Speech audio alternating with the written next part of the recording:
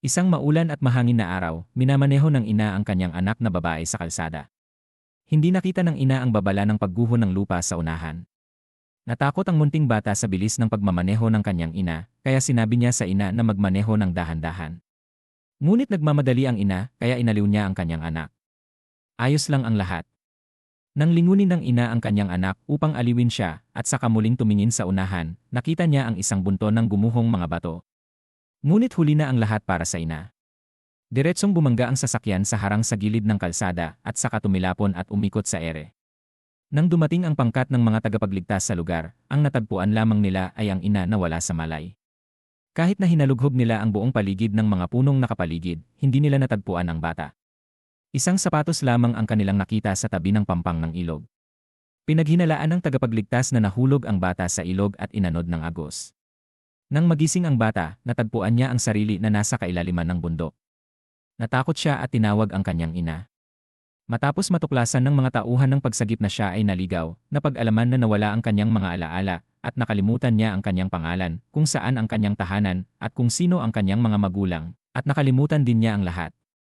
Mas lalong nakakaawa, ang kanyang ama ay pinaslang ng kanyang matalik na kaibigan. At ang kanyang ina ay naging parang gulay na walang malay. Nang malaman ng matalik na kaibigan na nawala ng alaala ang bata, nais ng lalaking ito na kamkamin ang kumpanya ng kanyang ama. Kaya inutusan ng lalaking ito ang driver ng ama ng bata na burahin ang kanyang pangalan mula sa talaan ng sambahayan at saka siya dinala sa isang liblib na monasteryo upang magsimula ng bagong buhay. Ngunit hindi kinaya ng driver na labagin ang kanyang konsensya. Bago umalis, sinabi niya sa bata na huwag niyang kalilimutan ang kanyang pangalan, na siya ay si Yoon Jae-in, ang dalaga ng isang mayamang angkan na sana ay nakapamuhay ng masaya, ngunit ngayon ay madalas na binubuli sa kumbento. Kinukutya pa siya bilang isang kaawa-awang bata na iniwan ng mga magulang. Ngunit sa paningin ni Jae-in, hindi niya iniisip na siya ay kaawa-awa. Kung siya ay talagang iniwan, hindi sasabihin ng kanyang ama ang kanyang tunay na pangalan. Tiyak na may hindi masabi na paghihirap ang kanyang ama. Iyon ang dahilan kung bakit kinailangan siyang ipadala sa monasteryo. Darating din ang araw na babalik ang kanyang ama upang sunduin siya at iuwi. Mabilis na lumipas ang 17 taon. Hindi na makapaghintay si Jae-in na dumating ang kanyang ama upang sunduin siya. Pagkatapos lumaki, umasa si Jae-in sa sariling pagsisikap upang maging isang nurse sa ospital. Hindi niya kailanman inakala na magbabago ang kanyang kapalaran habang naroon siya. Ngayon, aksidenteng nakita ni Jae-in ang isang busbusing matandang lalaki na bumagsak sa loob ng elevator. Mabait siyang agad na nagdala sa lalaki sa silid ng doktor para sa pagsusuri. Ngunit gaano man niya ito isipin, hindi niya kailanman inasahan na ang matandang lalaking ito ay isang Diyos ng bundok at kalaunan ay daraan sa isang lubhang nakakagulat na pagbabago ang kanyang kapalaran. Naduduwal ang doktor dahil sa mga ngipin ng Diyos ng bundok na hindi nagsipilyo sa loob ng 3 taon. Ngunit nakita ni Jae-in ang lahat ng iyon nang walang anumang pagmamaliit at inaliw pa niya ang matandang lalaki na ibuka ng malaki ang kanyang bibig. Nang makita iyon ni Jae-in nang walang anumang pamamaliit, sinulyapan siya ng Diyos ng bundok. Tila natagpuan niya ang tamang tao. Nang ma-discharge ang Diyos ng bundok mula sa ospital, dahil natatakot si Jae-in na wala itong pera para bumili ng gamot, kinuha niya ang sarili niyang pera at ibinigay ito sa kanya. Sinabi niya na kung may matirang pera matapos bumili ng gamot, dapat itong ipambili ng pagkain. Hindi maunawaan ng Diyos ng bundok kung bakit napakabuti ng pakikitungo niya sa kanya. Kaya tinanong niya kung naaawa ba siya sa matandang ito. Sinabi ni Jae-in na hindi siya naaawa, kundi nag-aalala lamang siya para sa kanya. Kaya niya yon ginawa. Alam ng Diyos ng bundok na may agarang lakad si Jae-in, kaya mabait niya siyang pinaalalahanan na marahil ay wala na siyang oras upang maawa sa kanya. Biglang naalala ni Jae-in na paglabas niya ng elevator, hinahanap siya ng may pagmamadali ng punong nurse. Kaya mabilis siyang nagpaalam sa Diyos ng bundok at umalis. Pinuna siya ng punong nurse dahil siya ay nahuli ng kalahating oras. Kaya mabilis niyang ipinaliwanag na aksidente niyang nakasalubong ang isang matandang lalaki na bumagsak sa loob ng elevator, kaya siya nahuli. Ngunit hindi naniwala ang punong nurse sa kanyang paliwanag. Pagkatapos ay kumuha ang punong nurse ng isang bunton ng mga dokumento at sinabi sa kanya na tapusin ang mga iyon bago umuwi mula sa trabaho. Hindi umuwi si Jae-in hanggang hating gabi. Umupo siya ng malungkot sa isang bangko sa loob ng lobby ng ospital. Sa oras na yon, muling nagpakita ang Diyos ng bundok. May dala pa siyang yogurt upang inumin kasama niya. Nakita ng Diyos ng bundok na hindi siya masaya, kaya sinabi nito sa kanya na sabihin ang laman ng kanyang puso. Bilang ganti sa kabutihan, tutulungan niya itong matupad. Ngumiti lamang ng marahan si Jae-in. Inisip niyang nais lamang siyang aliwin ng matandang lalaki. Kaya nakisabay din siya at nagsabi ng tatlong hiling na nais niya. Ang unang hiling ay ang muli niyang makita ang kanyang pamilya. Ang ikalawang hiling ay ang maging isang mahusay na nurse. Ang ikatlong hiling ay ang makatagpo ng isang tapat na lalaki at pagkatapos ay magpakasal at bumuo ng isang masayang pamilya. Tumango ang Diyos ng bundok ng may kasiyahan. Pagkatapos ay sinabi niya kay Jain na ibuka ang kanyang mga kamay. Binigyan niya siya ng isang kwintas na may palamuting hugis susi. Tiningnan ni Jain ang susi sa kanyang kamay at hindi niya napigilang maalala ang kanyang trahedyang kapalaran. Sinabi ng Diyos ng bundok sa kanya na simula sa araw na iyon, tutuparin ng susi ang kanyang tatlong hiling. Magsisimula sila sa muling pagkikita ng kanyang pamilya. Sa sandaling iyon, dumating ang madre mula sa monasteryo na kanyang tinirhan noong nakaraang araw upang hanapin siya. Mausisang tinanong ng madre si Jain kung ano ang ginagawa niya roon ng mag-isa sa kalagitnaan ng gabi. Nang lumingon si Jain, natuklasan niyang naglaho na ang matandang lalaki at wala na ito saan man. Sinabi ng madre kay Jain na pumanaw na ang abad ng monasteryo. Bago ito umalis, sinabi nitong ipagkatiwala sa kanya ang mga ito. Ito ang mga liham na isinulat ng kanyang ama para sa kanya sa nakalipas na 17 taon. Tiningnan ni Jain ang susi sa kanyang kamay. Naalala niya ang mga salita ng matandang lalaki habang tinitingnan ang bunton ng mga liham na isinulat ng kanyang ama para sa kanya. Kailanman ay hindi naniwala si Jain na ang buhay ay maaaring magkaroon ng isang magandang wakas tulad ng sa isang kwentong engkanto. Ngunit sa sandaling ito, tuluyan na siyang naniwala. Kaya kinabukasan, hinanap niya ang kanyang ama ayon sa address na nakasulat sa liham. Ayon sa address sa liham, sa wakas ay natagpuan niya ito. Nang makita niya ang tindahan ng pansit ng kanyang ama, pinalakas niya ang loob upang pumasok. Ngunit habang bubuksan pa lamang niya ang pinto, dumating ang isang grupo ng mga siga upang maningil ng bayad sa proteksyon at itinulak siya sa gilid. Nang makita ni Jain na binubuli ang kanyang ama, agad siyang sumugod at sinuntok ang siga. Ngunit wala pang isang minuto, hinabol siya palabas ng mga siga. Hindi sinasadya niyang nabangga ang asawa ng kanyang ama na nagdadala ng mga gulay para sa kanya. Pinagalitan siya ng babae dahil wala raw siyang mata. Nagmamadaling tumayo si Jain upang humingi ng paumanhin. Sa sandaling iyon, biglang hinawakan si Jain ng isang huligan. Nang makita ng babae na naapakan ang bagong biling mga gulay, nagalit siya at sinaktan ang huligan. At doon nagsimula ang isang malaking gulo. Sa huli, dinala silang lahat sa istasyon ng pulisya. Nang marinig ng driver na ang pangalan ng babae ay Yoon Jain, labis siyang nagulat. Tinanong niya kung siya nga ba talaga si Jain. Napuno ng luha ang mga mata ni Jain habang marahang tinatawag ang lalaking ito bilang ama. Ang babaeng nakaupo sa tabi niya ay walang naunawaan. Tiningnan niya si Jain at saka tiningnan ang kanyang asawa. Talagang hindi niya alam kung kailan nagkaroon ng anak na babae ang kanyang asawa. Dahil nawala ng alaala si Jain, inakala niyang ang pumatay sa kanyang tunay na ama ang kanyang biolohikal na ama. Naramdaman ni Inbay na siya ay may kasalanan at hindi karapat-dapat na maging ama ni Jain. Kaya nagpasya siyang sabihin kay Jain ang katotohanan. Sa sandaling iyon, biglang lumitaw ang asawa ni Inbay. Inakala niya na ipinagkanulo siya ni Inbay. Biglang may lumitaw na anak na babae, kaya siya ay labis na nagalit. Hinagisan niya ng mga gamit si Jain at sinabi na ang paglitaw niya ang nagbaligtad ng kanilang buhay. Sinabi niya kay Jain na umalis agad doon. Naramdaman ni Jain na sapat na ang minsang pagkikita nila ng kanyang ama, kaya mabilis siyang nagpaalam at tumalikod upang umalis. Sa sandaling iyon, nakasalubong niya si Yang Kwang nakaka-discharge lamang mula sa ospital at pauwi na. Nagulat si Jain na makilala ang isang kakilala. Si Yang Kwang ang pasyenteng inalagaan ni Jain. Ngunit nang hindi pa nila napagtanto sa ospital na sila ay magkabata, tinanong ni Yang Kwang si Jain kung bakit tinawag niyang ama ang kanyang ama. Biglang napagtanto ni Jain na ngayon ay naging magkapatid na sila sa ama ni Yang Kwang. Naalala ni Yang Kwang ang panahong nasa panganib ang kanyang buhay sa ospital. Ang dugo ni Jain ang isinalin upang iligtas siya. Ngayon ay naging nakababatang kapatid niya si Jain. Pakiramdam niya ay mababaliw siya. Tumakbo si Yang Kwang upang sisihin ang kanyang ama sa pagtataksil sa kanyang ina, at ngayon ay parehong nasaktan ang kanyang ina at si Jain dahil sa kanyang ama, habang tinitingnan niya ang walang magawang paghihirap at malungkot na mukha ng ama.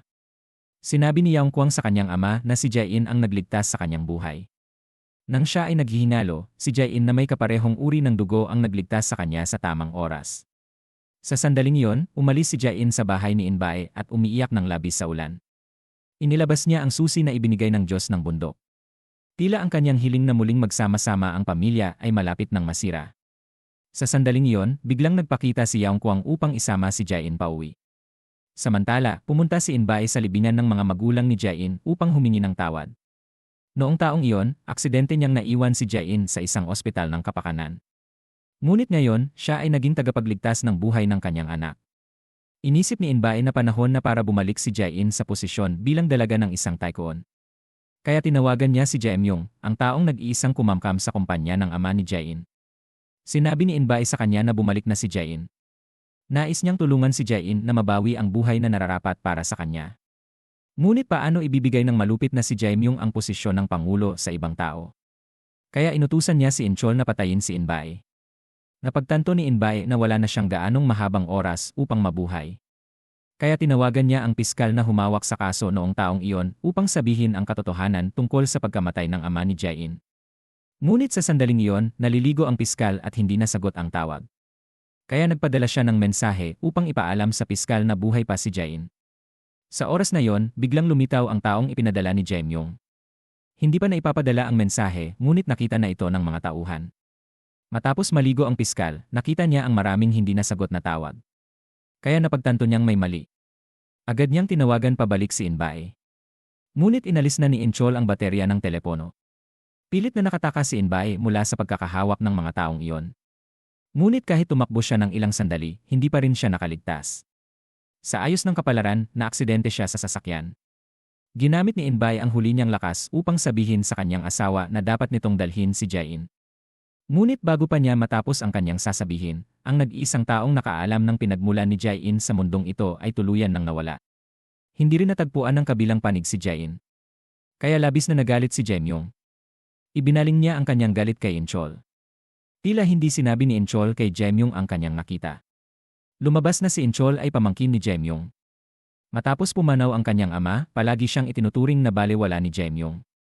Ngayon ay tila hindi sinabi ni Inchol sa kanyang tiyuhin ang tungkol sa mensahe dahil mayroon siyang sariling layunin. Nais niyang gamitin ang kamay ni Jae-in upang pabagsakin si Jae-myung. Tiyak na hindi pa nakakita ang sinuman ng ganitong kakaibang paraan ng panayam. Bawat taong dumarating para sa panayam ay binibigyan ng isang malaking bag kung nais ng aplikante na magtakda ng sahod para sa buong taon, ilalagay niya sa bag ang katumbas na bilang ng mga ladrilyo. Bawat ladrilyo ay nagkakahalaga ng 1,000,000 won. Sinabi ni Yeongdo na kung maglagay ka ng 1 ladrilyo sa bag, ang taunang sahod ay magiging 1,000,000 won. Kung maglagay ka ng 10 ladrilyo, ang taunang sahod ay magiging 10,000,000 won. Kung maglagay ka ng 100 ladrilyo, maaari mo nang kalkulahin kung magkano ang magiging sahod. Sa madaling salita, gaano man karaming ladrilyo ang ilagay mo sa bag, iyon ang magiging sahod mo para sa buong taon.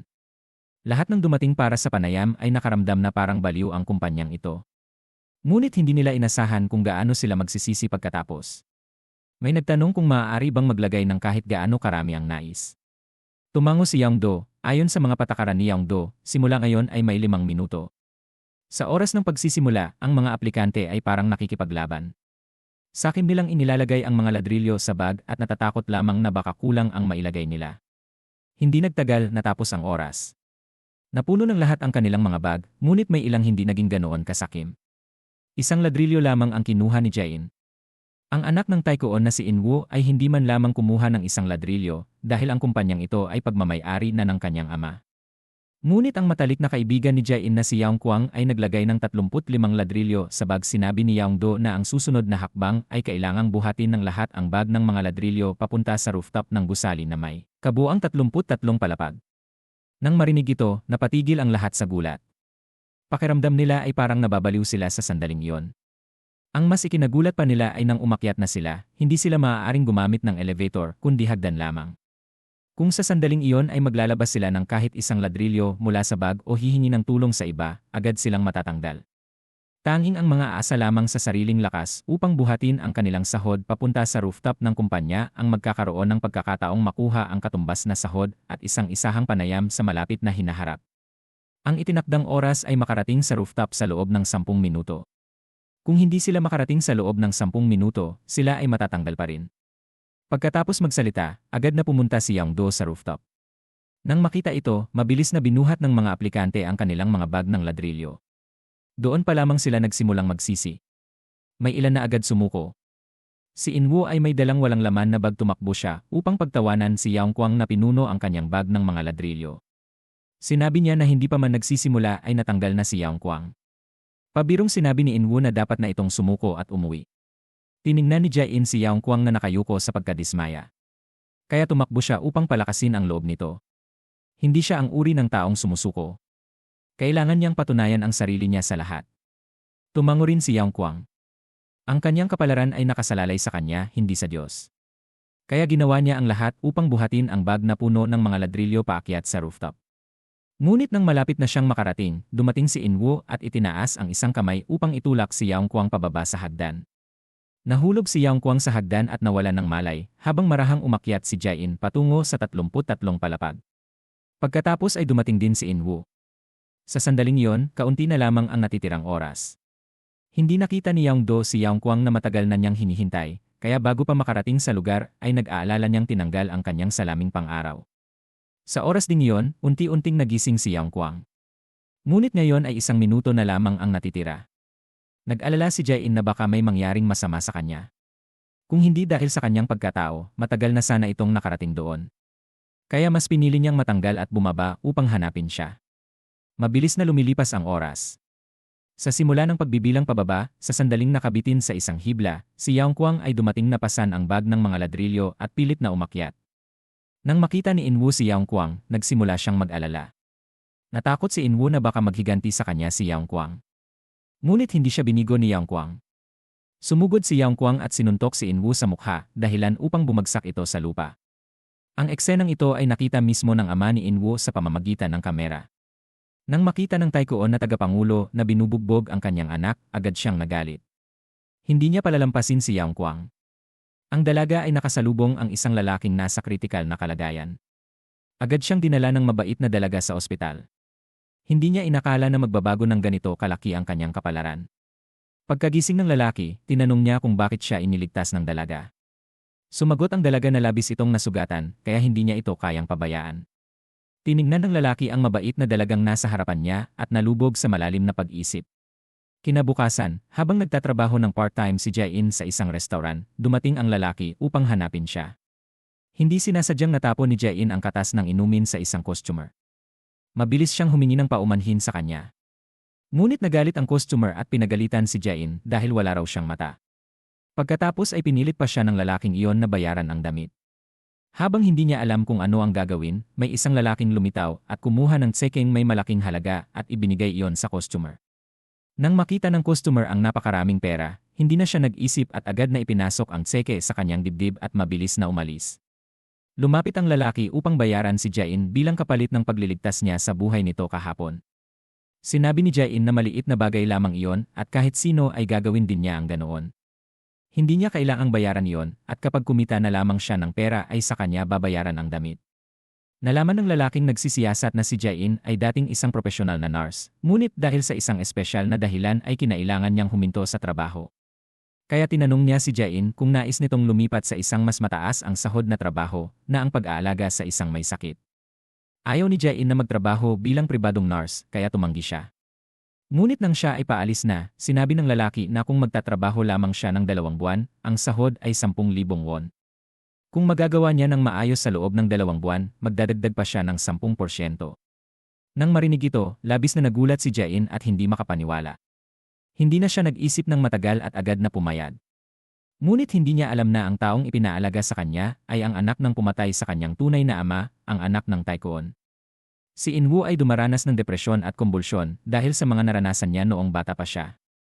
Ang pinakanatatakutan ni Inwoo ay ang kanyang ama na isang Taekwon. Sa tuwing nakikita niya ang kanyang ama, bumabalik ang kanyang sakit. Kinabukasan, pumasok sa trabaho si Jae-in, ngunit pagpasok niya sa bahay, halos ayaw aminin ni Inwoo na siya ay may sakit. Nabighani siya sa maliwanag ng ngiti ni Jae-in. Sinabi niya na 10 nurse na ang pinaalis niya. Kung hindi agad aalis si Jae-in, may gagawin daw siyang masama sa kanya.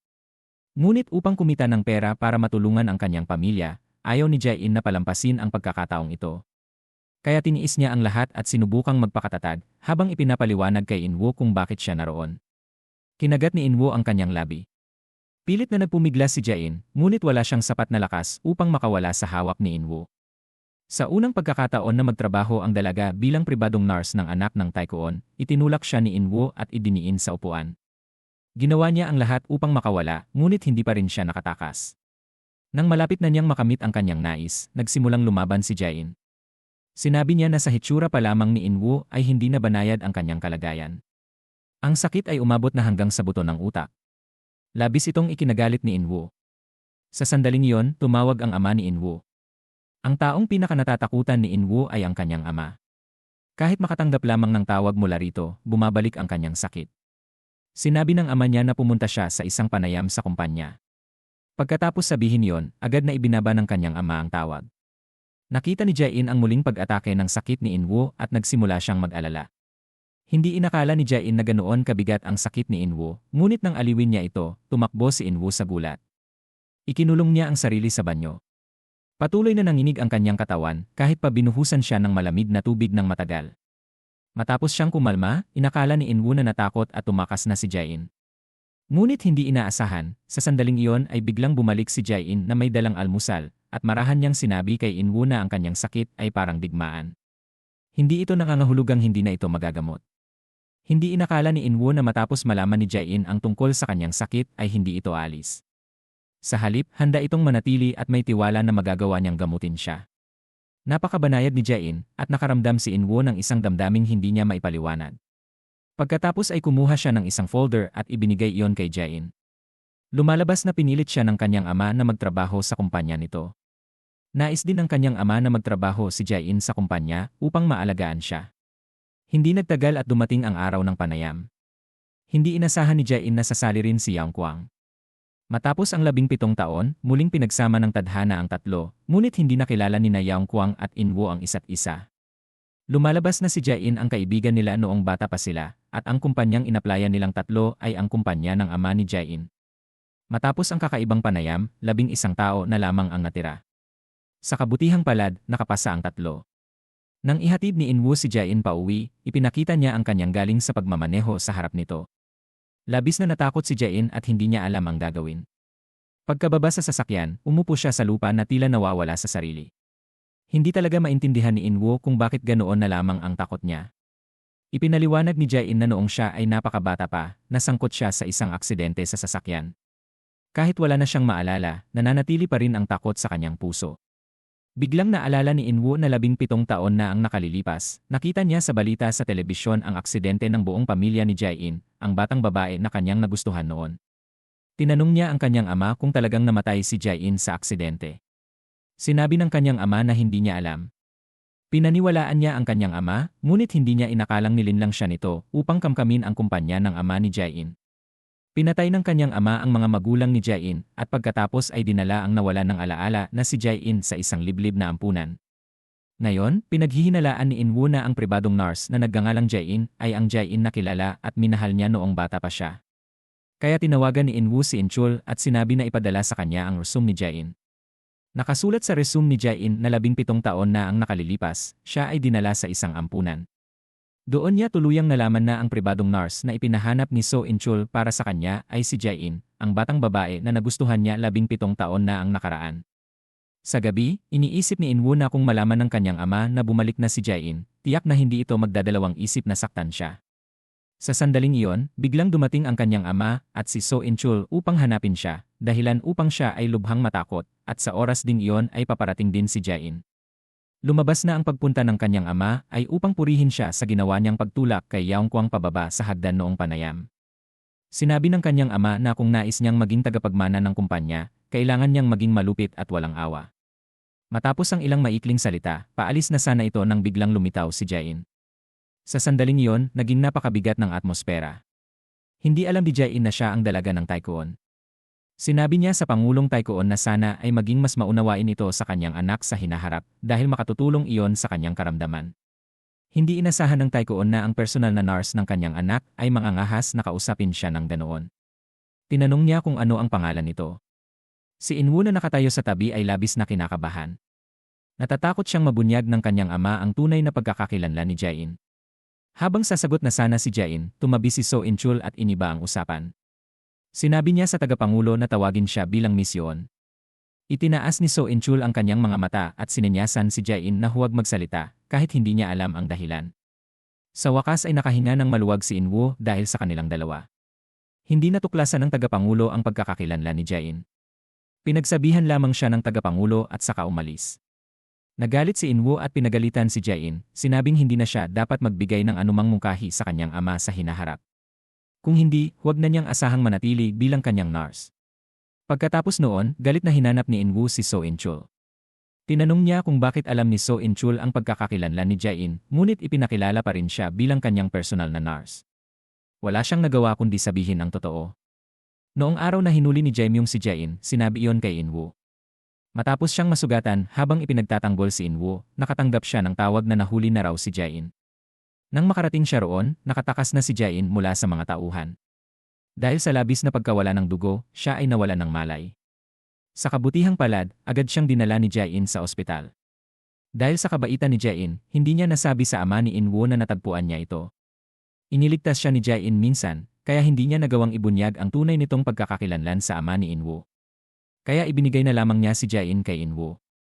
Ano ang magiging kapalaran ni Jae-in ay nakasalalay kay Inwo. Sa pagharap niya kay Jae-in, ang babaeng nagustuhan niya mula pagkabata, kailangang magpasya si Inwo kung ano ang gagawin niya. Ang paraan ng panayam ng kumpanyang ito ay tunay na kakaiba. Naghanda si Yeongdo ng 11 mahiwagang kahon na may iba't ibang laki upang pagpiliin ang 11 taong nakapasa sa susunod na yugto. Dahil sa naging aral sa unang round kung gaano karaming ladrilyo ang inilagay sa bag ay ganoon din ang sahod, pinaalalahanan ng isang aplikante ang lahat na huwag maging sakim. Sinabi nila na tiyak na dapat piliin ang maliit na kahon, kung hindi ay mauulit ang nangyari sa unang round kung saan lahat ng nagpuno ng bag ng ladrilyo ay natanggal. Matapos pakinggan yon, nag-unahan ang ilan sa pagpili ng maliliit na kahon. Nang dumating ang turn ni Yang Kwang, pinili niya ang pinakamalaking kahon. Ang natitirang 2 kahon na magkapareho ang laki ay napunta kina Jae-in at Inwo. Sinabihan sila ng tagapanayam na buksan ang kanilang mga kahon. Ang kahon ni Yang Kwang ay naglalaman ng isang makapal na jacket. Ang kahon ni Inwo at Jae-in ay naglalaman ng isang pares ng sapatos. Ang natitirang maliliit na kahon ay puro maliliit na bagay na mahirap ibenta. Pagkatapos ay sinabi ni Yeongdo na ang mga produktong ito ay pawang mga bagong produkto ng kumpanya. Hanggat matagumpay na maibebenta ng bawat isa ang hawak nilang produkto sa harap ng ama ni Inwo na nakatayo roon, ang unang 4 na taong makabebenta ang magkakaroon ng karapatang magbukas ng isang safe na may kani-kanilang pangalan. Sa loob ng safe ay ang huling gawain na kailangang tapusin ng lahat. Sa sandaling iyon, nagsimulang magreklamo ang taong nakakuha ng maliit na bagay at sinabing mali ang napili niyang bagay at siya ay dehado. Nagalit si Yeongdo at sinabing ang lahat ng iyon ay pinili nila mismo. Ngayon ay mayroon na lamang silang 5 araw. Ang 4 na taong pinakamabilis na makapagbenta ng kanilang produkto ang makapagbubukas ng safe. Sinabihan niya silang kumilos agad. Nang bitbitin ni Yang Kwang ang produkto at umalis, bigla niyang nakasalubong ang tagapangulong Taekwon ng kumpanya. Isang tingin lamang ay nakilala na siya nito. Lumalabas na sa unang round ng panayam, sa pamamagitan ng kamera ng surveillance, nakita ng tagapangulo si Yang Kwang na sinusuntok ang kanyang anak. Dahil dito, galit itong nagpunta kay Yeongdo at sinabi na agad na tanggalin si Yang Kwang. Sinabi ni Yeongdo na hindi nilabag ni Yang Kwang ang mga patakaran sa unang round, kaya para sa katarungan, hindi niya ito maaaring tanggalin. Kung dahil sa personal na damdamin ng tagapangulo ay tatanggalin si Yang Kwang, mawawala ang pagiging patas ng panayam. Wala nang nagawa ang tagapangulo kundi pahirapan si Yang Kwang. Sinabi niya na kung matagumpay na maibebenta ni Yang Kwang ang produkto sa kanya, hindi na niya ungkatin ang nakaraan at papayagan niya itong magtrabaho sa kumpanya. Bago pa man sumagot si Yeongdo, agad na pumayag si Yang Kwang, ngunit hindi niya inakala kung gaano kalalim na hukay ang hinukay niya para sa sarili niya. At pagkatapos noon, saan man magpakita ang chairman, doon din lalabas si Yang Kwang upang i-market ang kanyang produkto. Ngunit sa bawat pagkakataon, palagi siyang itinataboy ng malamig ang mukha. Kahit sa mismong pagpupulong ng chairman, sinunggaban pa rin ni Yang Kwang ang pagkakataon. Bigla siyang lumitaw sa ilalim ng mesa. Wala nang nagawa ang chairman kundi bigyan siya ng isang pagkakataon. Sinabi nito na may isang handaan mamaya. Kung mapapatawa niya ito ng malakas sa handaan, bibilhin nito ang produktong hawak niya. Pumunta si Yang Kwang sa handaan kasama ang chairman. Tumayo siya roon ng tulala. Lumabas na ang lugar na yon ay ang dati niyang baseball team. Sa baseball team na yon nasira ang pangarap niyang maging hari ng baseball. Wala siyang gana na patawanin ang chairman, kaya umalis siya ng puno ng sama ng loob. Sa sandaling iyon, tinawag siyang pabalik ng chairman. Gusto ng chairman na gumanap si Yang Kwang bilang isang payaso upang patawanin siya. Naalala ni Yang Kwang ang mga salita ng kanyang yumao na ama. Kailangan niyang matutong magtiis, anuman ang mangyari. At dahil ang kanyang ina ay hirap na hirap kumita ng pera, ginampanan niya ang papel ng isang payaso. Nag-perform siya ng baliw sa entablado at napatawa ang lahat ng miyembro ng team sa ibaba. Tanging ang chairman lamang ang hindi ngumiti. Pagkatapos ng pagtatanghal, nagalit si Yang Kuang at tumangging tanggapin ito. Wala siyang pinagkaiba sa isang idiot na pinaglaruan ng chairman. Ngunit walang makakaunawa sa sakit ng isang taong pasan ang buong pamilya sa kanyang balikat. Mabilis na dumating ang huling araw ng interview. Wala pa ring nakabenta ng mga produktong hawak nila. Hinikayat sila ni Yang Do hanggang sa huling minuto. May pagkakataon pa ang lahat. Hindi kailanman umamin ng pagkatalo si Yang Kuang, kaya tumakbo siya patungo sa bagong product announcement ng chairman. Hindi na niya sinunod ang chairman at sinimulan niya itong insultuhin. Sinabi ni Yang Kuang na hindi lamang nito pinarurusahan ang matandang kabayo, kundi pati ang kabayong nagsisikap magtrabaho. Sinabi niyang hindi alam ng chairman ang kanyang sariling posisyon. Pinoprotektahan nito ang sarili nitong mga kabayo at masyadong mahigpit sa ibang mga kabayo. Buong kumpiyansang sinabi ni Yang Kuang sa chairman na gagamitin niya ang kanyang talino upang manalo. Kahit gaano pa ito kalambot, tiyak na mananalo ito ng matatag. Nainis ang chairman at agad na inutusan ang kanyang mga tauhan na ilabas si Yang Kuang. Tinukso ni Yang Kuang ang chairman at sinabing natatakot ito. Malakas siyang tumawa. Sinabi ng chairman na paano siya matatakot sa isang batang tulad niya. Nang makita ang kumpiyansang ngiti ni Yang Kuang, napagtanto ng chairman na siya ay natalo. Agad na inanunsyo ni Yang Do na pumasa si Yang Kuang sa ikalawang round ng interview. Hindi inaasahan ni Yang Kuang na ang interview na ito ay inihanda mismo para sa kanya. Ang layunin nito ay upang makuha niya ang lihim na iniwan ng kanyang ama sa loob ng safe bago ang aksidente sa sasakyan. Sa wakas, lumapit ang department head kay Yang Do, handa siyang bumili ng produkto mula kay Jae-in sa panahon ng trial. Hindi masyadong pinag-isipan ni Jae-in kung paano ibebenta ang produkto, kundi tumakbo siya sa document room. Sinubukan niyang saliksikin ang mga katangian ng produkto mula sa pananaw ng isang consumer. Nakita ito ng department head. Sinabi niya kay Yang Do na si Jae-in ang pinaka-nagsumikap sa lahat ng interviewees. Handa siyang bilhin ang produktong hawak nito. Sa kabilang panig, nakahanap na ng target si In-woo. Sinabi niya kay Daesung na ang kanyang ama ang presidente ng kumpanya. Ang susunod na presidente ay siya, at sinabi niya rito na pag-isipan ito at magdesisyon ng mag-isa. Sa huli, ang mga pumasa sa interview ay sina Yang Kuang, ang pinakamahusay na si Jae-in, at si In-woo, kasama ang isang lalaking pumasa dahil sa koneksyon at paglabag sa recruitment rules.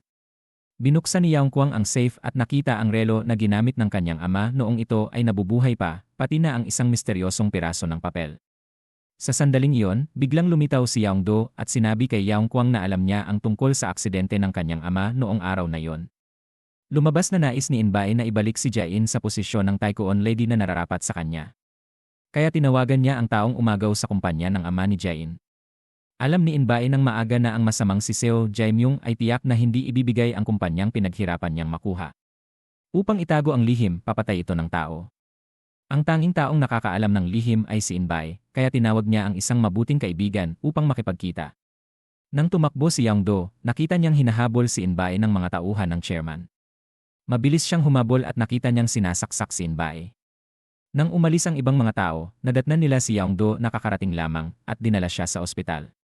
Gusto sanang sabihin ni In-bae kay Yang Do ang tungkol sa pagkakakilanlan ni Jae-in, ngunit sinabi ng doktor na hindi na dapat magsalita ang pasyente. Pagkatapos ay isinuot ng doktor ang oxygen mask, wala nang nagawa si In-bae kundi isulat sa papel ang tunay na pagkakakilanlan ni Jae-in. Pagkatapos niyang umalis, hindi pa rin naunawaan ni Yang Do kung ano ang ibig sabihin ng mga numero na nakasulat sa papel. Pagkaraan nito, nakita niya sa kumpanya ang taong pumatay kay In-bae. Sigurado siyang may kaugnayan ang pagkamatay ni In-bae sa presidente ng kumpanya, kaya gusto niyang ipasok si Yang Kuang sa interview ng kumpanya. Matapos makuha ang tiwala ng chairman at ma-decode ang lihim sa papel, pinaghinalaan ni Yang Kuang na ang papel na iniwan ng kanyang ama ay may kaugnayan sa pangalan ng dating presidente na kumuha sa kanyang ama para magtrabaho. Kaya hinanap niya ang buong pamilya ng dating presidente. Doon nalaman ni Yang Kuang ang sagot tungkol sa presidenteng pinatay sa nakaraan. Ang serye ng mga numero sa papel ay eksaktong kapareho ng mga numero sa lugar ng libingan. Biglang napagtanto ni Yang Kuang na si Jae-in, na nasa bahay nila, ay hindi niya kapatid sa ama, kundi ang anak ng dating presidente ng kumpanya. Tuluyang gumuho si Yang Kuang, kaya hinanap niya si Yang Do upang sabihin ang lihim na nakasulat sa papel. Gusto ni Yang Kuang na ibalik ang posisyon ng Taekwondo lady kay Jae-in. Ang magandang babaeng ito ay napakaawa. Sa mismong kaarawan niya 17 taon na ang nakalipas, namatay ang kanyang amang Taekwondo. Habang papunta ang kanyang ina upang hanapin ang ama, nagkaroon sila ng aksidente. Naging gulay ang kanyang ina at siya naman ay nawalan ng alaala. Inagaw ng matalik na kaibigan ng kanyang ama ang kanilang kumpanya at kasabay nito ay tinakot ang driver ng kanyang ama upang dalhin si Jae-in sa isang malayong ampunan. Pagkalipas ng 17 taon, biglang nagising ang kanyang ina na parang isang himala. Agad na tinawagan ng nabayarang doktor ang malupit na lalaking matagal nang naging chairman ng mga Taekwon. Tinanong ng malupit na chairman si Eunju kung naalala pa niya kung sino siya. Ngunit ang una niyang inalala matapos magising ay ang kanyang anak. Tinanong niya ang presidente kung nasaan na ngayon ang kanyang anak na si Jae-in. Nataranta ang presidente at hindi alam kung paano sasagot. Dahil mahina ang kanyang katawan, muling nawalan ng malay si Eunju. Sinabi ng doktor sa tabi niya sa Taekwon President na ang kakayahan ni Eunju sa pag-iisip at paghusga ay hindi pa ganap na bumabalik. Ngunit nag-aalala pa rin ang chairman. Tinanong niya ang doktor kung maaari pa bang mas gumaling si Eunju. Sinabi ng doktor na ang paggising ni Eunju ngayon ay isang himala at ang kanyang matibay na kalooban ay lampas sa inaasahan ng doktor. Kung magigising pa siyang muli o hindi ay hindi pa tiyak. Ngunit narinig ng presidente ang mga salitang iyon at nagpakita siya ng isang malupit na ekspresyon. Dahan-dahang lumapit ang kaliwa niyang kamay sa lid ni Eunju. Sa mismong sandaling nakabitin sa hibla ang buhay, biglang lumitaw ang matuwid na tagausig. Matagal na niyang iniimbestigahan ang chairman. Sinabi niya na tila muling maibabalik ni Eunju ang kanyang kamalayan. Talagang may mata ang Diyos. Wala nang nagawa ang chairman kundi tahimik na umalis. Ngayon, nagising si Eunju mula sa isang bangungot at ang tagausig ang nasa tabi niya. Sa isang tingin pa lamang, nakilala ni Eunju ang taong nasa harap niya bilang ang tagausig noong panahong iyon. Labis na nagulat ang tagausig. Tila bumalik na ang kamalayan ni Eunju, ngunit mahina pa ito. Ang kanyang alaala ay huminto sa araw ng aksidente 17 taon na ang nakalipas. Sinabi niya sa tagausig na ang kanyang anak ay nasa loob pa rin ng sasakyan. Nakiusap siya na agad pumunta ang tagausig upang iligtas ang kanyang anak. Pagkatapos marinig iyon, maingat na tumingin sa paligid ang tagausig at isinara ang pinto. Pagkatapos ay sinabi niya kay Eunju na ang aksidenteng naaalala niya ay nangyari 17 taon na ang nakalipas. Labis na nagulat si Eunju matapos marinig iyon. Tahimik ring ikinuwento ng tagausig kay Eunju ang lahat ng nangyari 17 taon na ang nakalipas. Habang nakikinig siya, kusang tumulo ang kanyang mga luha. Hindi niya matanggap na ganoon ang nangyari. Pagkagising niya, wala na ang kanyang anak at ang kanyang asawa. Isa itong napakalaking dagok sa kanya. Inaliw siya ng tagausig at sinabing kailangan niyang tanggapin ang lahat. Sa ganitong paraan lamang niya maihihiganti ang kanyang anak at asawa. Ngunit sa ngayon, hindi pa siya maaaring magsabi kaninuman na bumalik na ang kanyang kamalayan. Lahat ng mga medical staff dito ay mga tauhan ng presidente.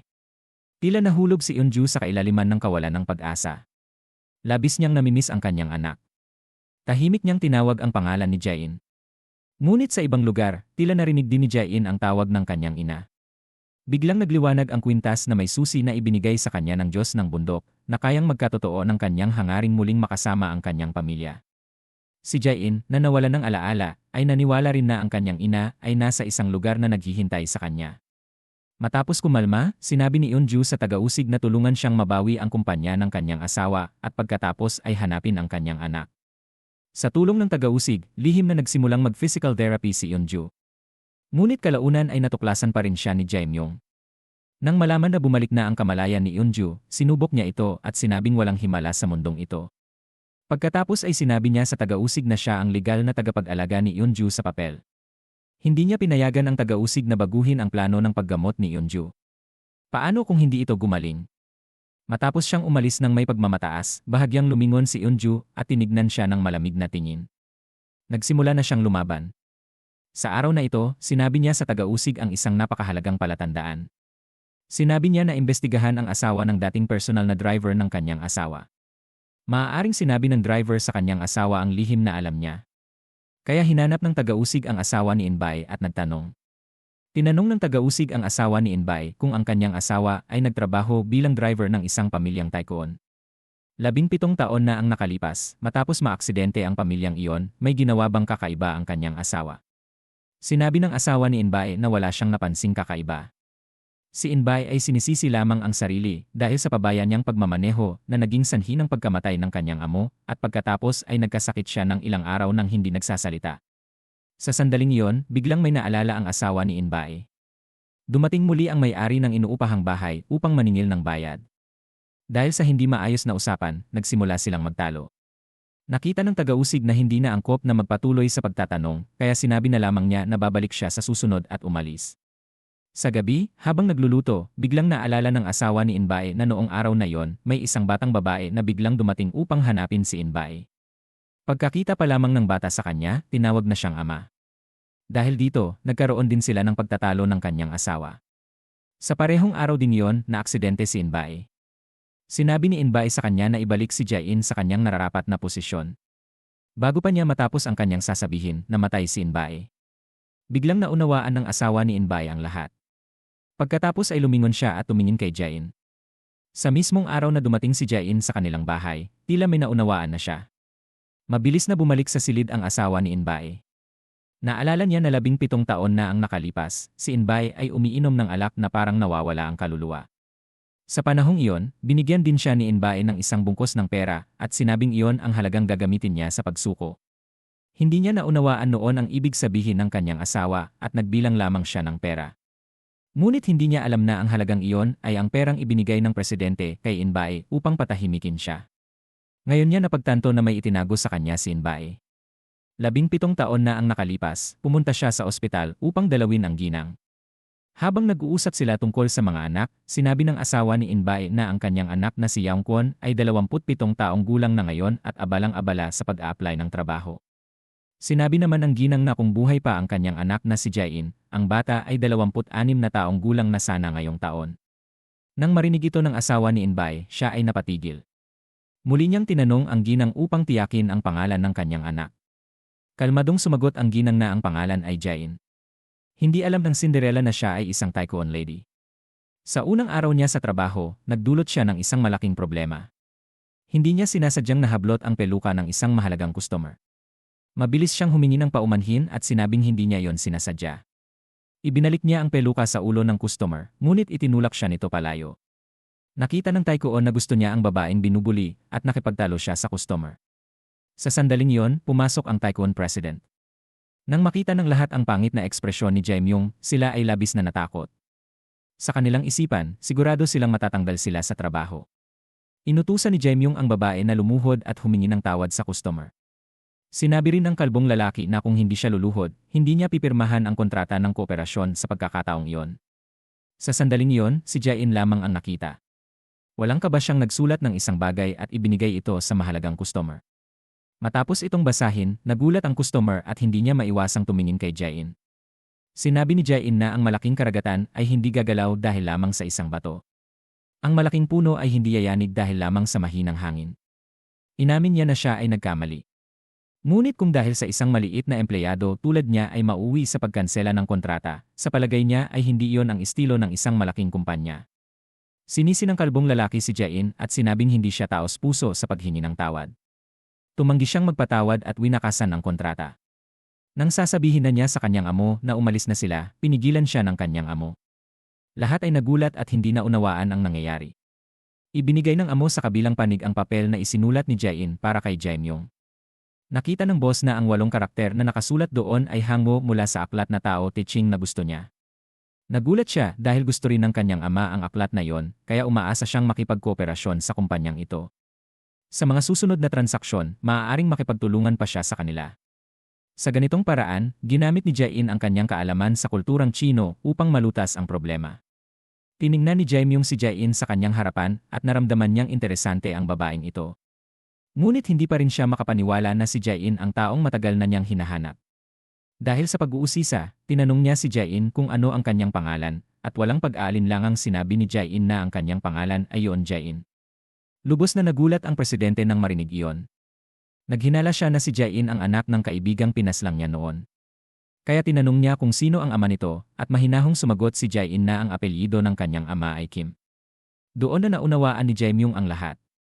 Naalala niya ang sinabi ni Mr. Kim bago ang aksidente, na ang batang iyon ay buhay pa. Kailangang ibalik ang batang iyon sa kanyang nararapat na posisyon.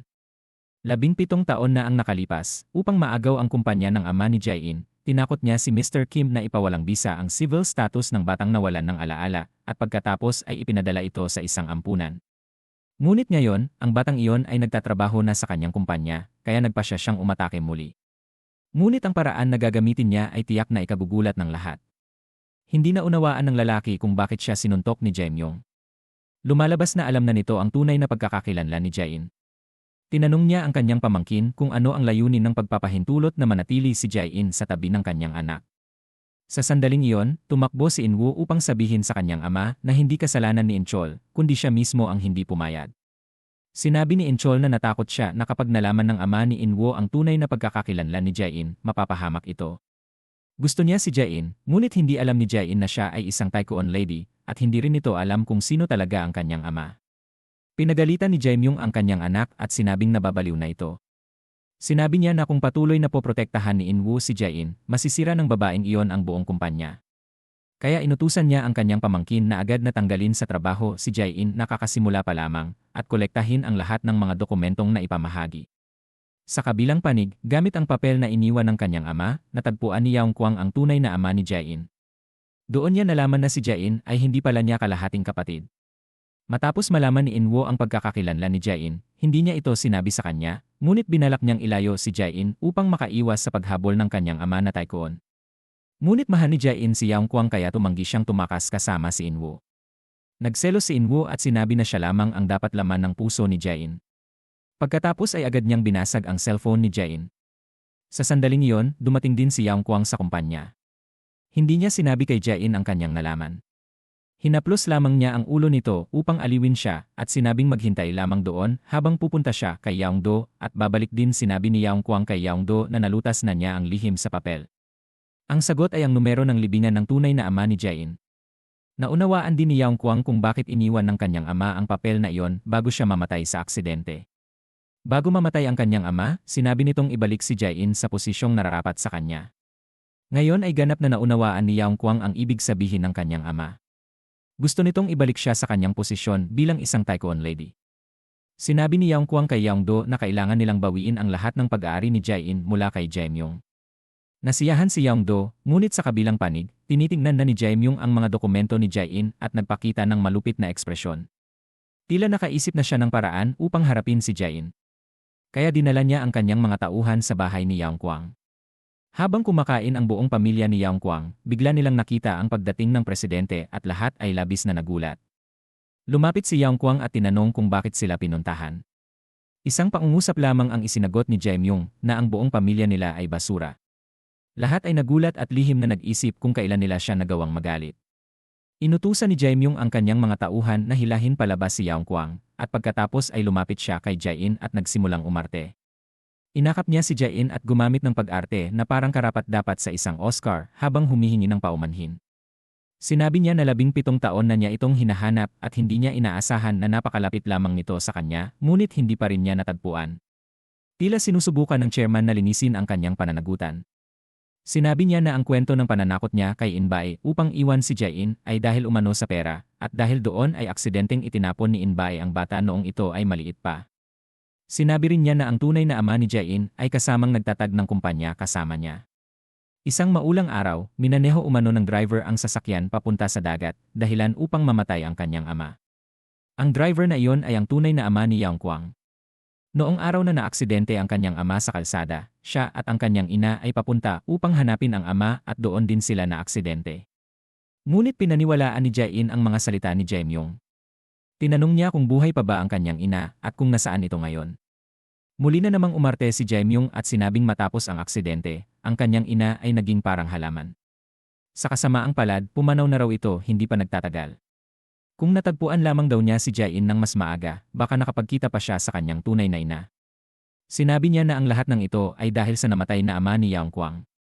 Noong nakaraan, palaging ginagamit ng ama ni Yaong Kwang ang dahilan na hinahanap niya si Jae-in upang mangikil ng pera. Kaya dinala niya si Jae-in sa kanilang bahay. Dahil dito, tiyak na kailangan niyang umalis sa bahay na yon. Hinimok siya nitong umalis kasama niya. Ngunit medyo hindi makapaniwala si Jae-in sa kanyang sinabi, kaya nagpunta siya upang hanapin ang asawa ni In-bae upang kumpirmahin ang katotohanan. Umaasa siyang sasabihin ng asawa ni In-bae na hindi totoo ang lahat ng iyon. Ngunit alam ng asawa ni In-bae ang tunay na pagkakakilanlan ni Jae-in at lumuhod sa kanyang harapan. Yumuko ito at humingi ng tawad sa kanya. Sinabi ng babae na tila si Inbay nga ang nagtapon kay Jae-in noon at hindi rin niya alam kung bakit niya yon ginawa. Ngayon ay wala na silang mapagtatanungan dahil patay na ang tao. Kaya ang tanging magagawa niya ay humingi ng tawad kay Jae-in sa ngalan ng kanyang asawa. Hindi magawang paniwalaan ni Jae-in na totoo ang lahat ng ito. Bumagsak siya sa lupa at nawalan ng malay. Pagkagising niya, nasa bahay na siya ni Jae-myung. Dinala siya sa libingan ng kanyang tunay na ama. Ngunit ang bawat kilos niya ay binabantayan ni Jae-myung. Hindi alam ni Jae-in na nagsisimula pa lamang ang kanyang masaklap na kapalaran. Ang dalagang galing sa probinsya ay kakalipat pa lamang sa bahay ng Taekwon. Pinuna ng asawa ng Taekwon ang kanyang suot bilang masyadong probinsyana nang hindi alam na si Jae-in ang tunay na may-ari ng bahay na iyon. Pinilit ng asawa ng Taekwon si Jae-in na hubarin ang kanyang murang damit at doon lamang umano niya mabubura ang kahirapang dinanas niya sa loob ng 17 taon.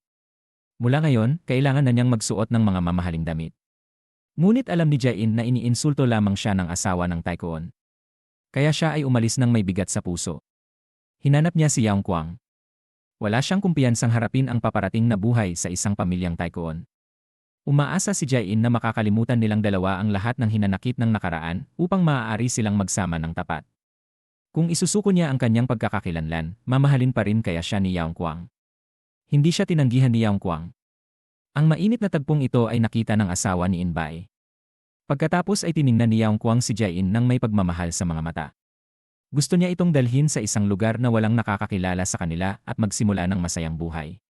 Ngunit nang paalis na sila, nagpadala si Jae-myung ng mga tauhan upang kunin pabalik si Jae-in.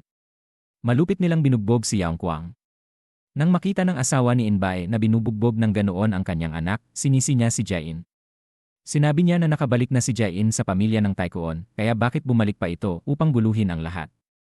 Nakiusap ang asawa ni Inbay kay Jae-in na umuwi na at mamuhay ng maayos kasama ang kanyang ina. Nang marinig iyon, natigilan si Jae-in. Malinaw na sinabi sa kanya ni Jae-myung na ang kanyang tunay na ina ay pumanaw na kamakailan lamang. Nais niyang tanungin kung bakit alam ng asawa ni Inbay ang tungkol sa kanyang ina. Sa sandaling iyon, humarang si Inchol. Tumakbo si Inwoo at sinabi kay Jae-in na kung ayaw niyang may mangyaring masama sa pamilya ni Yaong Kwang, kailangan niyang bumalik agad sa kanya. Tumingin si Jae-in sa asawa ni Inbay nang may pagdududa. Tumango ang babae na para bang sinasabing ipapaliwanag niya ang lahat sa ibang pagkakataon. Nang isama ni Inwoo si Jae-in, biglang nagising si Yaong Kwang na noon ay walang malay. Nakiusat siya kay Jae-in na huwag umalis. Gusto talaga niyang lumapit sa kanya, ngunit naisip niya na buhay pa ang kanyang tunay na ina. Hindi niya kayang ilagay sa panganib ang pamilya ni Yaong Kwang dahil lamang sa kanya. Marami pa ring lihim ang kailangan niyang lutasin. Kaya sumama siya kay Inwoo. Sa kanilang pagbabalik, tinanong ni Jae-in si Inwoo kung bakit sinabi ng kanyang ama na pumanaw na ang kanyang ina, gayong sinabi rin nito na ang kanyang ina ay matagal nang nakaratay at kakapumanaw lamang, o kung nagsisinungaling ba ang asawa ni Inbay. Hindi siya sinagot ni Inwoo. Tila nauunawaan din niya ang tunay na layunin ni Jae-myung sa pagkuha kay Jae-in. Pagdating nila sa bahay, tinakot ni Jae-myung si Jae-in na kung malalaman niyang muli itong nakipagkita sa pamilya ni Yaong Kwang, dadalhin niya ang buong pamilya nito sa isang lugar na walang sinuman ang makakatagpo sa kanila. Sa sobrang takot, paulit-ulit na umiling si Jae-in. Nakiusap siya na huwag niyang gawin yon at nangakong susunod siya at hindi tatakas. Nang marinig iyon, agad na nagbago ang tono ni Jae-myung. Sinabi niya kay Jae-in na ituring siya bilang kanyang tunay na ama at kaya niyang gawin ang lahat upang protektahan siya, bagamat hindi nauunawaan ni Jae-in ang kanyang tunay na intensyon. Nakatayo sa tabi nila si Inwoo at malinaw niyang nakita ang tunay na pagkatao ng kanyang ama. Pumunta siya sa silid-aklatan upang harapin ito. Alam niyang buhay pa ang ina ni Jae-in. Kaya tinanong niya kung bakit sinabi ng kanyang ama na pumanaw na ang ina nito. Sinabi ni Jae-myung na bago niya makuha ang pirma ni Jae-in sa mga papeles ng paglilipat ng mga bahagi ng kumpanya, hindi niya ito maaaring payagang makipagkita sa kanyang tunay na ina. Doon na unawaan ni Inwoo kung bakit dinala ng kanyang ama si Jae-in sa bahay. Ginagamit lamang niya ito. Sinabi ni Jae-myung na kung hindi dahil doon, bakit pa niya iuwi ang isang problemadong bata.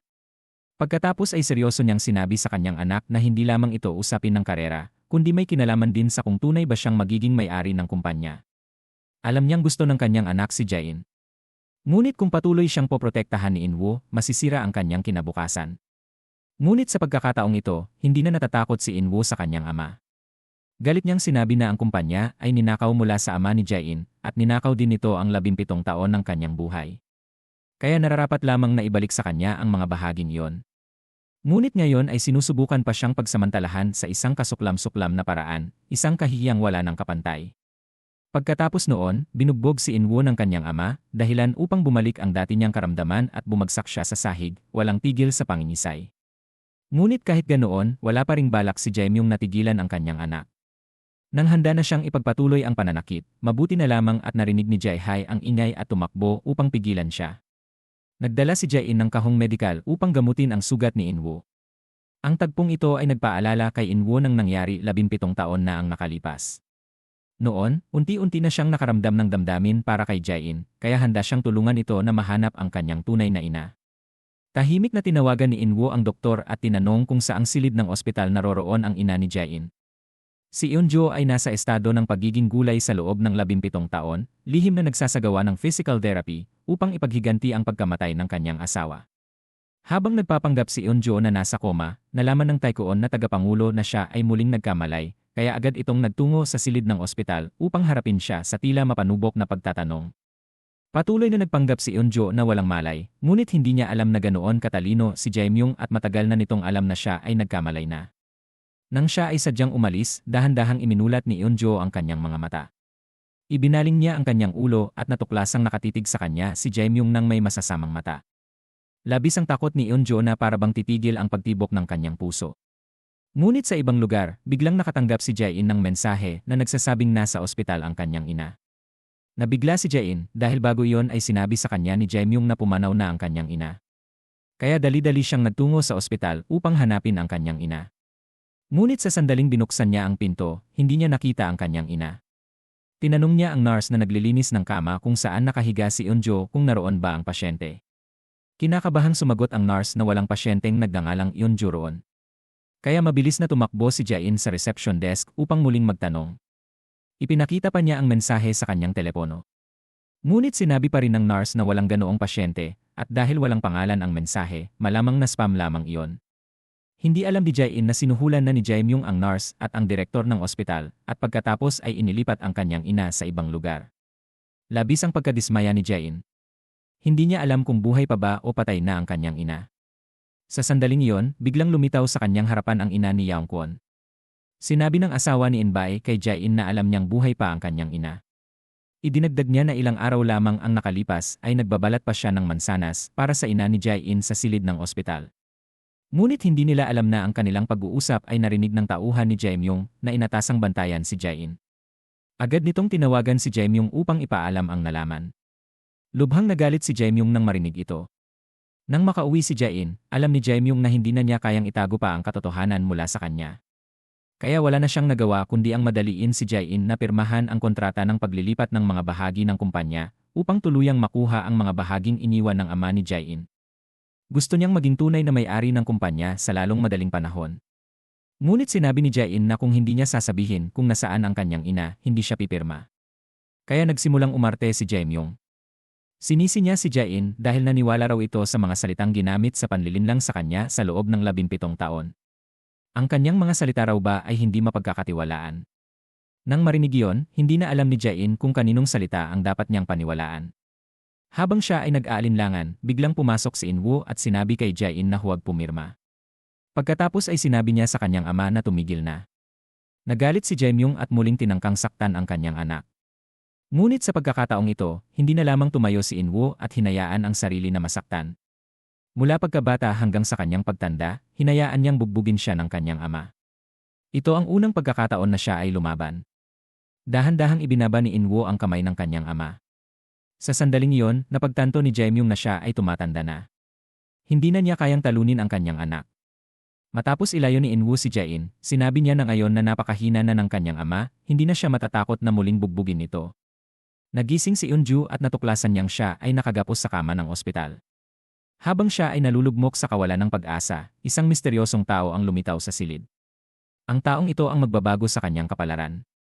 Sinabi ng lalaki na naroon siya upang tulungan siya at ililipat siya sa mas maayos na silid ng ospital. Sinabi rin niya na nasa iisang bangka sila at tutulungan niya si Eunju na parusahan si Jaemyung. Samantala, sa kabilang panig, tinitigan ni Jaemyung ang hindi napirmahang kontrata ng paglilipat ng mga bahagi ng kumpanya. Lumitaw sa kanyang mukha ang isang nakakatakot na ekspresyon. Tila may iniisip na naman siyang paraan upang harapin si Jain. Pagkaraan nito, dumating ang may-ari ng paupahan upang hanapin ang asawa ni Inbay na si Insay. Sinabi niya na nag-alok si Jain ng mataas na halaga upang bilhin muli ang tindahan ng pansit, kaya napilitan silang lumipat agad. Nang marinig ito ni Yang Kuang, naniwala siyang imposibleng gawin iyon ni Jain.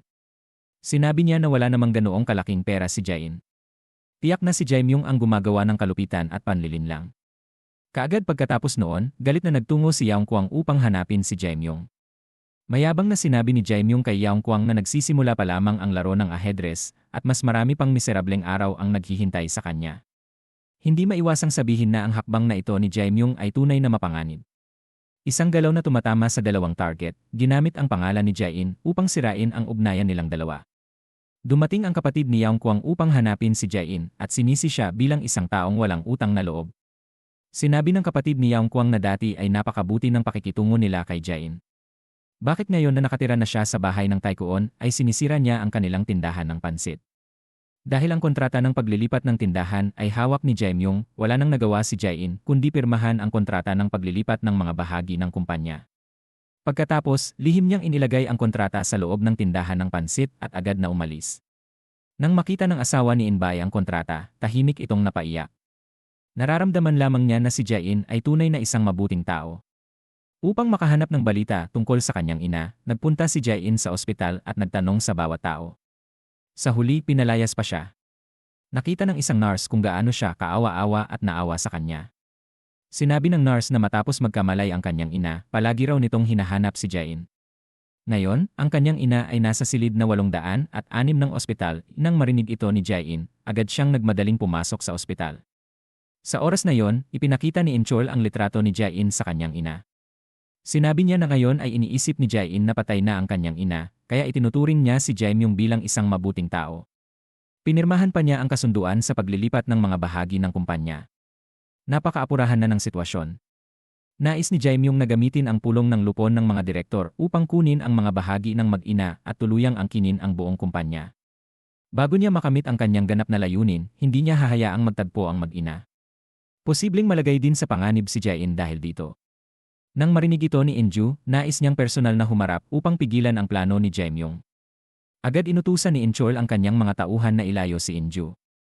Ngunit sa sandaling iyon, tinatanong na ni Jain ang nurse tungkol sa numero ng silid ng kanyang ina. Talagang mahilig paglaruan ng kapalaran ang mga tao.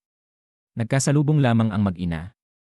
Nang buksan ni Jain ang pinto, si Inchol ang kanyang nakita na palabas ng silid at wala ng laman ang loob. Lumuhod si Jain at nakiusap kay Inchol na dalhin siya sa kanyang ina. Dinala siya ni Inchol sa opisina ni Jaimyong at doon niya nakita si Inju na nakikipagtalo kay Jaimyong. Ang mag-ina na 17 taon na nagkahiwalay ay sa wakas nagkita muli. Ngunit dahil sa labis na emosyon, nawalan ng malay ang ina. Siya ay dinala sa emergency room at hindi na muling nagkamalay. Ito ang unang pagkakataon na muling nakita ni Jain ang kanyang ina matapos ang 17 taon.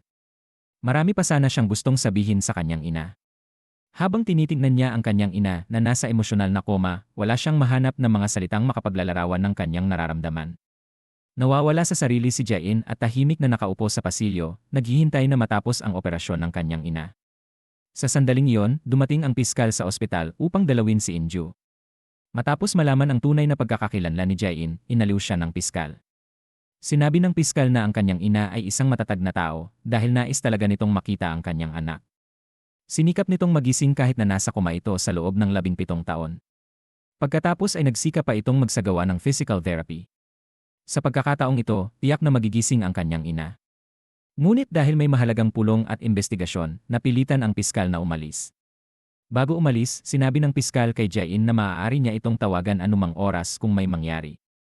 Pagbalik ni Jain sa silid ng ospital, ipinaliwanag ng doktor ang kasalukuyang kalagayan ng kanyang ina.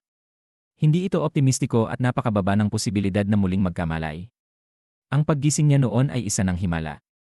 Nang marinig ito ni Jain, agad na pumatak ang kanyang mga luha. Kagagaling lamang niyang muling makilala ang kanyang ina, at ngayon ay ganito na ang nangyari. Naalala niya kung paano siya nilinlang ni Jaimyong upang maniwalang patay na ang kanyang ina, at ang malupit na pagtrato nito sa kanyang ina. Dahil sa pagkawala ng kanyang alaala, hindi talaga naunawaan ni Jain kung ano ang nangyari sa kanyang mga magulang 17 taon na ang nakalipas. Kaya pumunta siya sa piskal upang magtanong.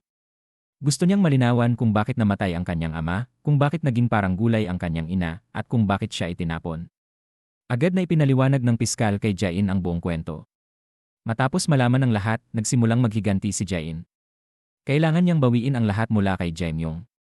Kaya hinanap niya ito at sinabi na dahil nais nitong angkinin ang kumpanya ng kanyang ama, nagawa nitong magdulot ng aksidenteng ikinamatay ng kanyang ama. Tinanong din niya kung bakit buhay ang kanyang ina, ngunit sinasabi nitong patay na. Sa harap ng mga tanong ni Jain, tuluyan ng hindi nagkunwari si Jaemyung. Ipinakita niya ang kanyang tunay na kalupitan. Sinabi niya na ang pagiging parang halaman ng ina ni Jain ay katulad lamang ng basura at ang mabuhay raw ito ay walang kaibahan sa pagkamatay. Hindi na nakayanan ni Jain ang kanyang mga salita at agad siyang sinampal ng malakas. Nagalit si Jaemyung at hinawakan ang kwelyo ni Jain. Binalaan niya ito na isa lamang siyang maliit na bato at walang kakayahang pabagsakin siya. Ngunit sinabi ni Jain na ang mga tao ay hindi nadadapa dahil sa matataas na bundok kundi dahil sa maliliit na bato. Siya ang magiging hadlang ni Jaemyung. Kalmadong ngumiti si Jaemyung at mayabang na sinabi na inaabangan niya ang kanyang paghihiganti. Ngunit kung dumating ang araw na hindi siya mapabagsak, iyon ang araw na kailangang mawala si Jain. Umalis si Jain sa bahay ng Taikoon na hindi alam kung paano haharapin ng isang nag-iisang tao ang mga salitang kanyang binitiwan. Samantala, isang maruming matandang lalaki ang dumating sa isang malaking kumpanya. Hindi inaasahan ng lahat na ang matandang ito ay isang bilyonaryong higit pa sa bilyonaryo. Nang makita siya ng mga empleyado, lahat ay lumayo. Hindi nila alam na ang matandang ito ang magbabago sa kapalaran ng kumpanyang iyon. Dumiretso ang matandang lalaki sa front desk at malakas na sinabi na papuntahin agad si Daisung upang salubungin siya. Natakot ng husto ang receptionist sa kanyang presensya at agad na tumawag. Sa opisina, natanggap ni Daisung ang tawag at biglang tumayo. Nanginginig siya sa takot at sinisi ang receptionist kung bakit sinabi nitong bababa siya agad. Tinanong niya kung bakit hindi na lamang sinabing wala siya sa kumpanya. Nang marinig ni Daisung na aakyat ang matanda upang hanapin siya, tuluyan siyang naparalisa sa takot at hindi na alam ang gagawin. Nakita ito ng kanyang mga kasamahan at inakala nilang nawawala na siya sa katinuan. Curious na tinanong ni Yaong Kwang ang babae kung sino ang matandang iyon at bakit ganoon na lamang ang takot ni Daisung. Ipinaliwanag ng babae na taon-taon ay bumabalik ang matanda upang ipagawa ang toldang ibinenta ni Daisung sa kanya. May isa pang nagdagdag na binili raw ng matanda ang tolda 20 taon na ang nakalipas ngunit nasira ito. Nangako si Daisung na ayusin ito kaya ibinenta niya ito sa matanda na may 39% diskwento. Gustong ipasa ni Daisung ang problema sa iba at hiniling sa kanyang mga kasamahan na harapin ang matanda, ngunit lahat ay may dahilan upang tumanggi. Walang gustong tumanggap ng problemang ito. Sa huli, tumingin siya kay Yaong Kwang na bagong dating lamang, kaya si Yaong Kwang ang humalili kay Daisung upang harapin ang matanda. Hindi inaasahan ni Yaong Kwang na ang matandang ito ang magiging taong magbabago sa kanyang kapalaran dahil sa kanyang pananalita. Nakumbinsi niya ang matanda at pumayag siyang ayusin ang tolda. Ibinigay ng matanda kay Yaong Kwang ang maalikabok na bag at sinabing babalik siya kapag tapos na itong ayusin. Tinitigan ni Yaong Kwang ang luma at sirasirang tolda at napaisip ng malalim. Hindi niya alam na nagsisimula pa lamang ang kanyang malas. Dinala ni Yaong Kwang ang tolda kay Daisung at sinabi niyang kailangan lamang palitan ang ilang piyesa at hindi ito magiging mahirap. Ngunit sinabi ni Daisung na ang tolda ay mula pa 20 taon na ang nakalipas at matagal nang hindi ginagawa ang mga kapalit na piyesa. Sa mundong ito, imposible nang makahanap ng mga yon. Sinabi ni Daisung na dahil si Yaong Kwang ang pumayag, siya na ang humanap ng solusyon at pagkatapos ay mabilis itong umalis. Hindi alam ni Yaong Kwang ang gagawin dahil nangako siyang maaayos ang tolda sa loob ng 24 na oras. Samantala, dahil sa pagtaas ng puhunan ng kumpanya, may ibang plano na naman si Jaemyung. Kailangan niyang makuha ang pera mula sa matanda upang tuluyang angkinin ang kumpanya ng ama ni Jain. Sa kabilang panig, naghahanda rin si Jain na bawiin ang kumpanya ng kanyang ama. Ngunit sinabi ng abogado na kahit ibenta niya ang lahat ng kanyang mga bahagi, kulang pa rin siya ng 30 bilyon. Tanging kung may magpapahiram lamang sa kanya ng ganoong halaga, ay may pagkakataon siyang labanan si Jaemyung. Ang tanging taong kayang maglabas agad ng ganoong kalaking pera ay si Mr. Wang. Isa siyang alamat, ngunit matagal na itong nagretiro at naglaho. Hindi madaling hanapin ang taong iyon. Samantala, dinala ni Yaong Kwang ang tolda sa isang tagapag-ayos ng sapatos. Sinubukan niyang hikayatin ang matandang lalaki na palitan ang tolda ng bago. Ngunit hindi niya alam na ang matandang iyon pala ang alamat na si Mr. Wang. Tumanggi ang matanda na ipagpalit ang lumang tolda sa bago dahil napakahalaga nito para sa kanya. Sinabi ng matanda na ito ang huling regalo na iniwan sa kanya ng kanyang yumaong anak. Ayaw ni Yang Kuang na magsisi ang matanda, kaya ibinalik niya ang tolda sa kumpanya. Sinabi niya kay Daisong na anuman ang mangyari ay kailangan nilang ayusin ang tolda para sa matanda. Hindi niya nabigo ang kapalaran. Natagpuan ni Yang Kuang ang mga piyesa na kailangan upang ayusin ang tolda sa bodega. Kinagabihan, dinala ni Yang Kuang ang naayos na tolda sa matanda. Natupad ni Yang Kuang ang matagal ng hiling ng matanda. Tiningnan siya ng matanda at mumiti ng may kasiyahan. Sa araw ding iyon, nalaman ni Yang Kuang mula kay Yang Do na nakalusot na si Jaimyung sa lupon ng mga direktor at magpapatuloy bilang pangulo sa susunod na termino. Ang tanging paraan upang pigilan siya ngayon ay pera. Kailangang bilhin muli ni Jain ang lahat ng bahagi ng kumpanya at ang tanging taong kayang bumili ng ganoon karaming bahagi ay si Mr. Wang. Hanggat makukumbinsi ni Jain ang taong ito, mananalo siya laban kay Jaimyung. Kaya sa pagpapakilala ni Yang Do, lumapit si Yang Kuang kay Mr. Wang upang manghiram ng pera at tulungan si Jain na malampasan ang pagsubok na ito. Sinabi ni Mr. Wang na kailangan niyang maglabas ng isang mahalagang bagay bilang sangla upang maipahiram ang pera. Habang iniisip ni Yang Kuang kung ano ang maaari niyang isanla, nakita niya ang mga piyesa ng tolda sa istante at doon niya napagtanto na ang Mr. Wang na tinutukoy ni Yang Do ay ang matandang tinulungan niya. Sa sandaling iyon, dahan-dahang lumingon ang matanda at labis siyang nagulat. Isinanla ng lalaking ito ang kanyang buhay upang makahiram ng 30 bilyon mula kay Mr. Wang para lamang matulungan ang babaeng kanyang minamahal na mabawi ang kumpanya.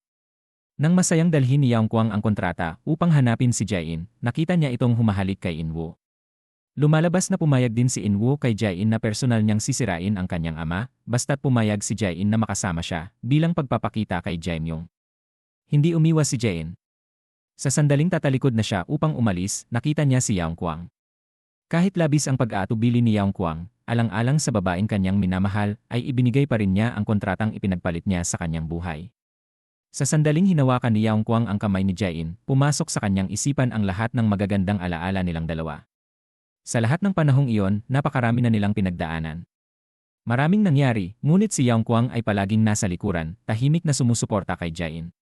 Hindi niya kailanman binitawan ang kanyang kamay, kahit na hindi sila maaaring magkatuluyan. Ibinigay pa rin ni Yang Kuang ang kontratang ipinagpalit niya sa kanyang buhay. Kailangan niyang itago ng malalim sa kanyang puso ang kanyang pagmamahal. Matapos bitawan ang kanyang kamay, tahimik siyang umalis upang bawiin ang kumpanya ng ama ni Jain mula sa mga kamay ni Jaimyung. Nakatayo lamang si Jain at pinanood si Yang Kuang na umalis. Itinago rin niya ang kanyang pagmamahal para sa kanya sa kaibuturan ng kanyang puso. Malungkot na nagtungo si Jain sa ospital. Naalala niya ang kanyang ina na nakahiga pa rin sa kama at nasa koma. Hindi niya alam kung tama ba ang ginawa niya. Ano ang susunod na desisyong kailangan niyang piliin? Umupo siya sa upuan, wasak ang puso, at tahimik na umiyak. Sa sandaling iyon, biglang dumating si Yang Do at sinabi sa kanya na ginamit ni Yang Kuang ang kanyang buhay upang tulungan siya. Ibinigay ni Yang Do sa kanya ang isang papel at sinabing pumunta siya sa address na nakasulat doon, 7:00 ng umaga kinabukasan, upang makipagkita kay Mr. Huang. Sa paraang iyon, makukuha niya ang nais niya. Si Mr. Huang ay isang bilyonaryo na higit pa sa bilyonaryo, at maging si Jaimyung ay naghahanap sa kanya upang pag-usapan ang pagtaas ng puhunan ng kumpanya. Kapag hindi niya matagpuan si Mr. Huang bago sumapit ang 7:00 ng umaga kinabukasan, tuluyang mapupunta ang kumpanya ng kanyang ama kay Jaimyung. Pag-alis ni Yang Do, nagtatago si Yang Kuang sa isang sulok. Lumalabas na siya ang humiling kay Yang Do na ipaalam ito kay Jain. Nang makita niyang nakumbinsi ni Yang Do si Jain, taos puso siyang nagpasalamat. Palihim na tumingin si Yang Kuang kay Jain at tahimik na nanalangin na sana ay hindi siya mahuli. Kinabukasan, nagtungo si Jain sa address na nakasulat sa papel upang hanapin si Mr. Huang. Dumating din doon si Jaimyung. Nang makita niya si Jain, labis siyang nagulat. Sa kanyang isip, naisip niya kung bakit naroon din siya. Pinaupo ni Mr. Huang si Jain at sinabi kay Jaimyung na dumating din siya upang manghiram ng pera. Galit na sinabi ni Jaimyung na hindi sapat ang benepisyong kanyang inalok. Nang makita iyon, agad na inilabas ni Jain ang mga inihandang dokumento, umaasang pahihiramin siya ni Mr. Huang ng pera upang mapanatili ang kumpanya ng kanyang ama. Ngunit hindi inaasahan, sinabi ni Mr. Huang na hindi na niya kailangan ng isasangla mula sa kanya dahil nakuha na niya ang kolateral. Isinanla ni Yang Kuang ang kanyang buhay upang mapahiram ka ng pera. Dahil dito, wala siyang magawa kundi tanggihan si Jaimyung. Galit na tumayo si Jaimyung at agad na umalis. Pagkatapos noon, galit na hinanap ni Jain si Yang Kuang. Sinipa niya ito sa binti at sinisi kung bakit minamaliit nito ang sariling buhay at ginamit bilang kolateral. Sinabi ni Yang Kwang na hindi niya minamaliit ang kanyang buhay, kundi inilaan niya ang buong buhay niya kay Jae-in. Wala siyang maibigay kundi ang kanyang buhay, at handa siyang maging sandata niya upang talunin si Jae-myung. Ang tanging hangad niya ay muling makita ang dating maliwanag na ngiti ni Jae-in at makita siyang mamuhay ng masaya. Sa mga salitang iyon, tila nagising si Jae-in mula sa isang panaginip. Naalala niya ang kwintas na ibinigay ng Diyos ng bundok.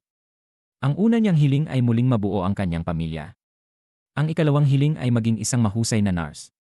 Ang ikatlong hiling ay makatagpo ng isang lalaking tunay na mabuti sa kanya. Natupad na ang una niyang hiling. Natagpuan niya ang kanyang ina. At napagtanto niyang si Yang Kwang ang lalaking mahal niya. Kaya hinarap niya si Mr. Wong at sinabi na hindi niya maaaring gamitin ang buhay ni Yang Kwang bilang kapalit ng pera. Ipinaliwanag niya na kung gagawin niya yon, hindi na siya muling makangiti tulad ng dati. Hiniling niya na ibalik ang buhay ni Yang Kwang dahil nakahanap na siya ng paraan upang harapin si Jae-myung. Bumalik si Jae-in sa kumpanya at inanunsyo na ipapamahagi niya ang 50% ng kanyang mga bahagi sa lahat ng empleyado. Sa paraang ito, mapapanatili niya ang kumpanya ng kanyang ama. Nagalit ng husto si Jae-myung at ibinuhos ang galit sa kanyang mga tauhan. Sinisi niya si Inchol sa pagiging inutil. Ngunit ibinigay ni Inchol ang lahat ng ebidensya ng mga krimen ni Jae-myung at sinabing tiyak siyang imbestigahan ng pulisya. Wala nang magawa si Jae-myung kundi isuko ang kanyang posisyon. Hindi makapaniwala si Yang Kwang na ang dating tapat na si Inchol ay tumalikod na ngayon. Ngunit sinabi ni Inchol na naniniwala siyang hindi sasaktan ni Jae-in ang iba at ayaw na rin niyang maging kasangkapan ng isang masamang tao. Hindi nagtagal, inaresto si Jae-myung ng pulisya.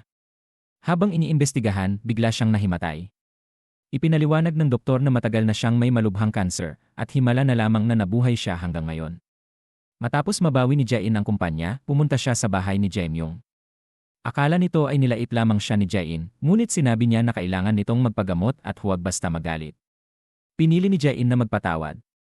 Hindi nagtagal, pumanaw si Jae-myung. Bago siya namatay, sinabi niyang wala siyang pinagsisihan sa kanyang buhay, maliban sa isang bagay. Kung ang taong hinila niya mula sa ilalim ng dagat noon ay ang ama ni Jae-in, hindi sana ganito ang kinahinatnan ng kanyang buhay. Hindi nagtagal, nagising din ang ina ni Jae-in mula sa mahabang pagkakakoma. Mahigpit na nagyakapan ang mag-ina at umiyak. Mula noon, wala nang makapaghihiwalay sa kanila. Makalipas ang 9 na buwan, bumalik si Jae-in sa kanyang dating trabaho at naging isang elite na nurse. Hindi rin binitiwan ni Yang Kwang ang kanyang pangako na maging isang sikat na hari ng baseball. Pumunta siya sa ospital upang hanapin si Jae-in at muling tinanong kung tutuparin niya ang pangako kung siya ay maging baseball king. Sa sandaling iyon, napagtanto ni Jae-in na natupad na ang kanyang ikatlong hiling. Natagpuan niya ang tunay na pag-ibig sa buhay na ito. Masaya silang nagsama ni Yang Kwang. Dito nagtatapos ang pelikula. Maraming salamat po sa patuloy na pagsuporta sa Nilagang Money. Hanggang sa muli.